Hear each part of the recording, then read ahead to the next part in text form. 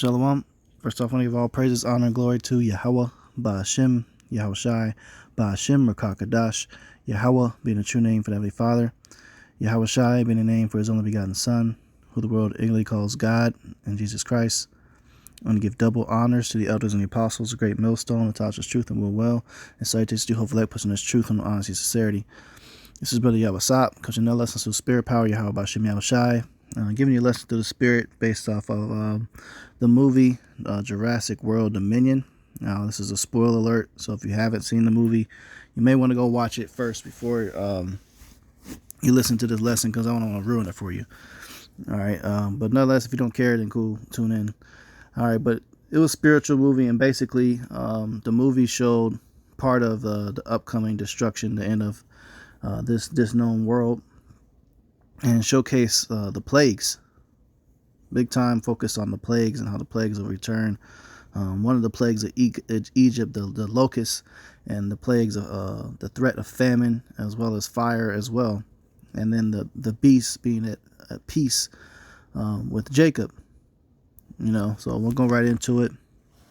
One of the parts of the movie it really focused on was them stopping the locusts from coming to destroy all the food across the world. They genetically modified these locusts, man. And the genetically modified locusts that you've seen in the movie were actually basically as severe as the locusts that sent the curse on Egypt back in the ancient world, because everything was bigger back then. The average man was a lot taller because the food was more pure. So you would have men that be 8-9 feet tall, and the insects too will be a lot bigger. So seeing those in the movie coming up and tearing up all the farmlands in America was spiritual, man, because the Lord's going to send them same locusts back real soon. Okay, so I want to bring this precept out that goes into it. It's the book of 2nd Esdras 15:11. It says, "But I will bring them with a mighty hand and stretched out arm, and smite Egypt with plagues as before, and will destroy all the land thereof." So that means everything that happened to ancient Egypt is going to happen to modern day Egypt too on this side. Every last one of those 10 plagues. But they're going to be worse this time, because the sins of Babylon the Great have reached unto heaven, unto Yahweh Shai. So he's that angry that he's going to send these plagues again. And this place is not only called Egypt, but this is spiritually called Sodom, Babylon, okay, Egypt, the worst wicked kingdoms all in one. All right, so let's go into one of the plagues that was sent into ancient Egypt.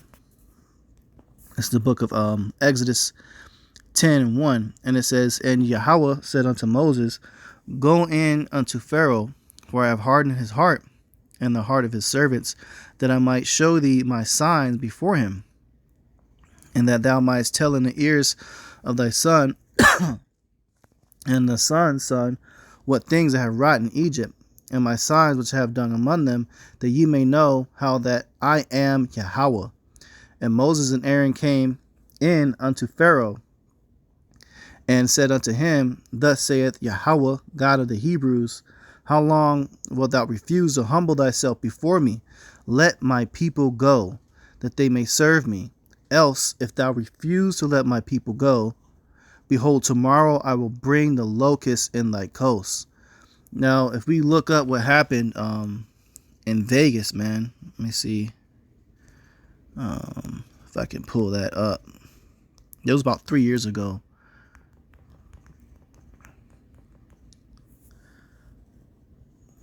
It was 2019.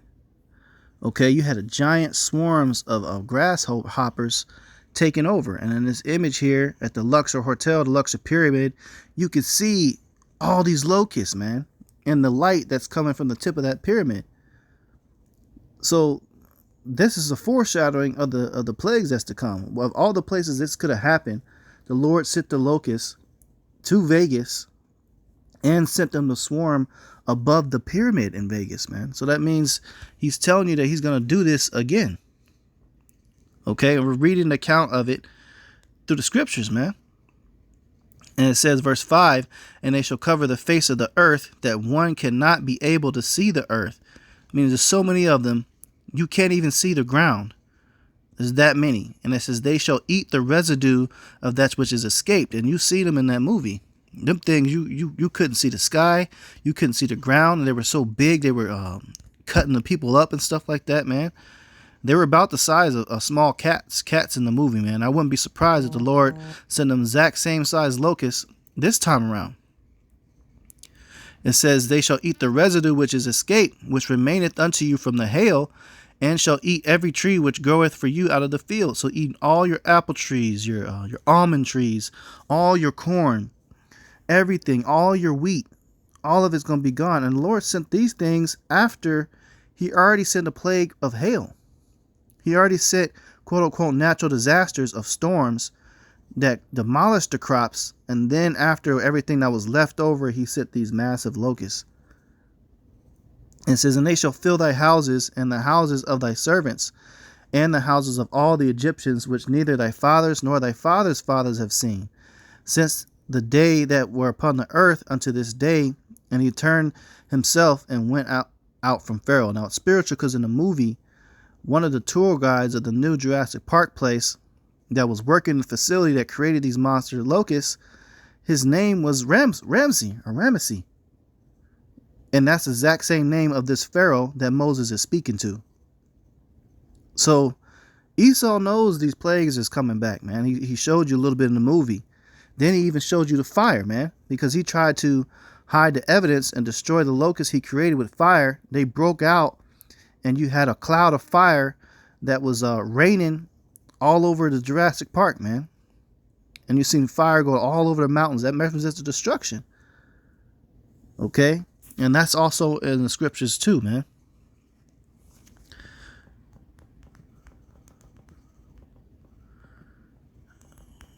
Let's get that as well. This is the book of Acts 2:19. It says, and I will show wonders in heaven above, and signs in the earth beneath, blood and fire and vapor of smoke. So they showed a lot of that subliminally in the movie. That movie was definitely hitting on them plagues. The Lord gonna be sending beasts and all types of things, man. This is 2nd Esdras 5:8. It says, there shall be a confusion also in many places, and the fire shall oft sent out again. Fire tornadoes coming out. Hey, all the wildfires they happened that year in California on the West Coast, you had all the skies turn deep red color from all the fire, and you had fire tornadoes, man. And it says, and the wild beasts shall change their places. You're gonna have creatures just coming out of nowhere. Okay, the Lord might even set up to where wherever the dinosaurs are at right now, open up the heavens or the portals and have them come out. And it says, the minstrous women shall bring forth monsters. All right, that means these evil people are gonna be being born, man. Wicked people. And that's definitely happening right now. It says, this is Wisdom of Solomon 11:19. Let's go up a little bit further. Wisdom of Solomon 11:17. For thy almighty hand that made the world a matter without form, wanted not means to send among them a multitude of bears or fierce lions, or unknown wild beasts, full of rage, newly created. In that park, you had newly created dinosaurs and creatures. You had one that had these super long claws, man, and he had a beak like a eagle, but he had the body of a dinosaur. It was crazy looking creatures, man. It says, full of rage, newly created, breathing out either fiery vapor or filthy scents of scattered smoke, or shooting horrible sparkles out of their eyes. So things that can actually physically breathe fire, smoke, shoot lasers out their eye, all types of things the Lord's going to be sending. It says, wherefore not only the harm might dispatch them at once, but also the terrible sight utterly destroy them. So just looking at some of the creatures that's going to be unleashed will cause people to have a heart attack and die. That's how bad it's going to get. Okay, this is all during the time period the Lord refers to as Jacob's trouble. That's the worst time on earth. It's a period of utter horror, death, and destruction before the Lord returns. And that time period could be years. And it's on the way. Definitely on the way, man. Seeing these signs like this. And they know it, man. Esau knows it. He puts this stuff in these movies for a reason. He definitely puts this stuff in these movies for a reason, man. This is the book of Job 40. This goes into, you know, dinosaurs actually in the scriptures, man. You hear that long-necked dinosaur that eats stuff off the really, really tall trees. I think it's called Bronchiosaurus or something like that. Well, he's in the scriptures, man. This is his description here. This is the book of Job 40 and 15. It says, behold now behemoth, which I made with thee. Okay, so the Lord, yeah, he made these creatures with man. It says, he eateth grass as an ox. Lo now, his strength is in his loins, and his force is in the navel of his belly. He moveth his tail like a cedar. That's how big it is, like a cedar tree. The sinews of his stones were wrapped together. His bones are as strong pieces of brass.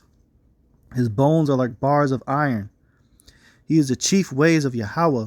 He that made him can make his sword to approach unto him.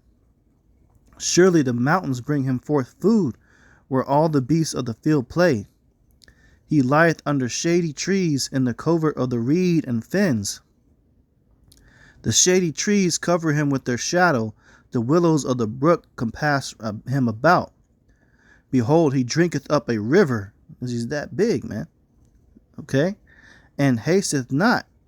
He trusteth that he can draw up Jordan into his mouth. The Jordan River is huge. So all these creatures exist. Esau probably more than likely knows where they're at too. And they probably are on an island somewhere. The Lord gonna let them loose. And then there's many different types of behemoth. And a lot of these creatures we read about, they're just generally categories of them. They're just different forms. It says he taketh it with his eyes, his nose pierceth through snares. Then the next scripture goes into Leviathan, another dinosaur-like creature. Basically, it's Godzilla. That's the best visual I can give you. Job 41:1. Canst thou draw out Leviathan with a hook, or his tongue with a cord which thou lettest down? Canst thou put an hook in his nose, or bore his jaw through with a thorn? Will he make supplications with thee? Will he speak soft words unto thee?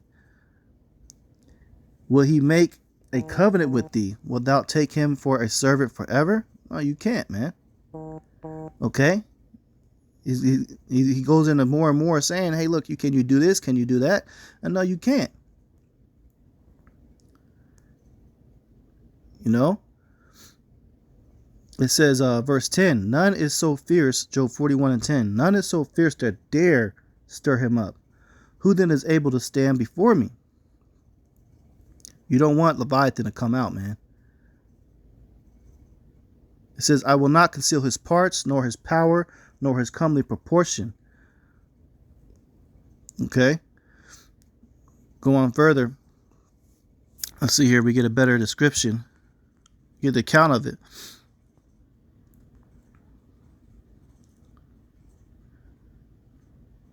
All right, verse 14 says, who can open the doors of his face?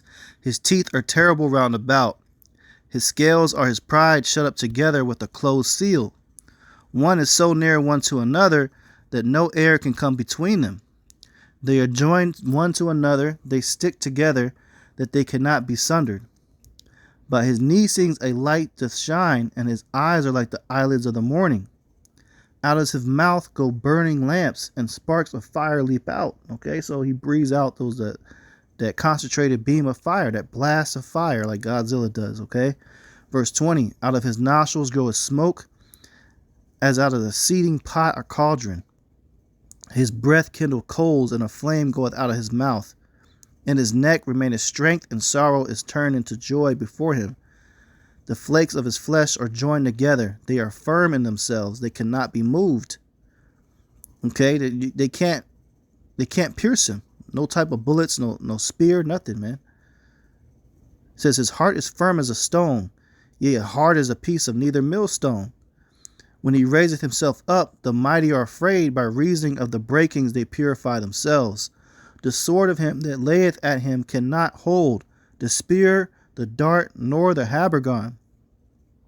He esteemeth iron as straw and brass as rotten wood.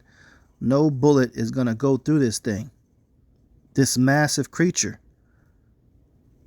It says the arrow cannot make him flee. Sling stones are turned with him into stubble. So missiles, nothing's going to do nothing against this Leviathan when the Lord brings him out, man.